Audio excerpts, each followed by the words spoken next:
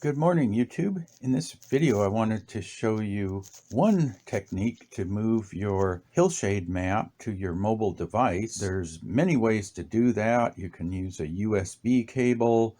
So you could upload your file to some online site, Google Drive, Dropbox, OneDrive, for example, and then download it. What I use here is I have a Synology NAS and I'm running the DSFile, Disk Station File app on my mobile device, and I have my maps saved on a shared folder on that NAS.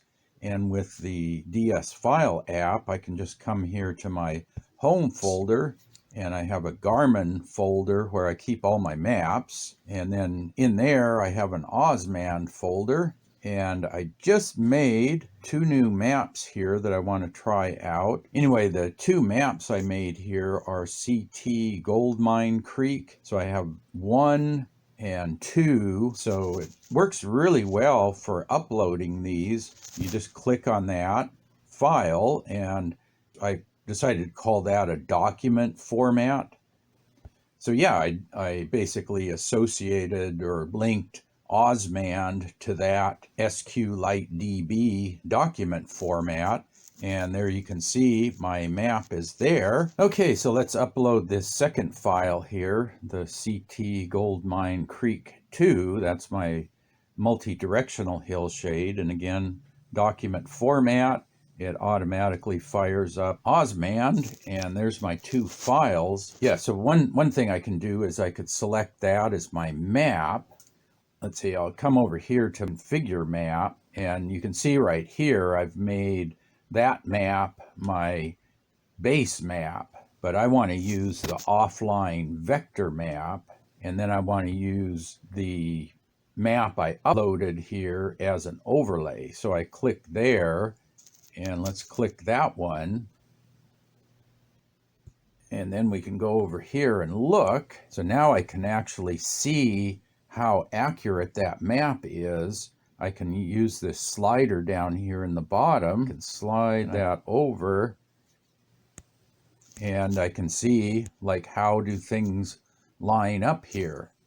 Like you can see the solid green is the offline vector map, and you can see right there the creek in blue lines up with the creek that I put on the hillshade map. And we can go over here, for instance. Yeah, you can see up here right in the center, that dotted line there is the canyon trail, and it's coming down from the upper left corner there down towards the center, and then it transitions onto this hillshade map, and the trail indeed follows that trace down there.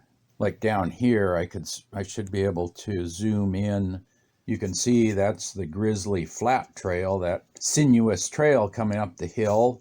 And you can see the dotted line on the vector map that says that's the Grizzly Flat Trail.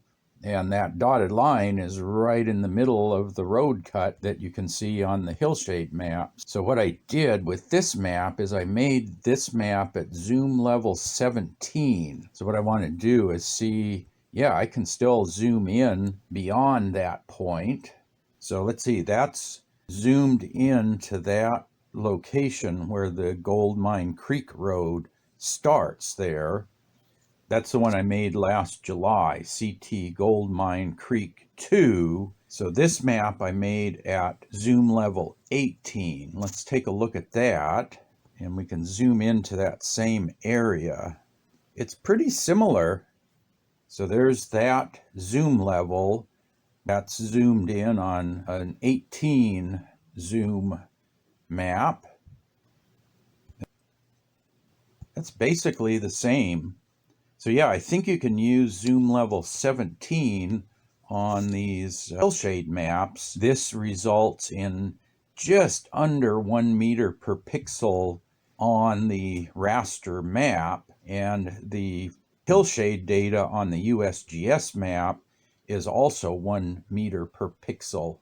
The nice thing doing that is it gives you about 1 mile east to west and about 4/10 of a mile north to south on your map. So that way you can cover more area with a map and still have the detail. So yeah, still trying to figure out how all this stuff works. Yeah, so that is really neat. So anyway, I just thought I'd show you that. Here's the newest map. Now in a separate video, I'll show you how to delete maps that you don't want to use anymore. So that's a different process. I don't know how to uninstall maps with OsmAnd, but let me show you how to do that in a separate video here. So anyway, I hope you found that interesting. If you have any questions, post up in the comment section below. And as always, thanks for watching.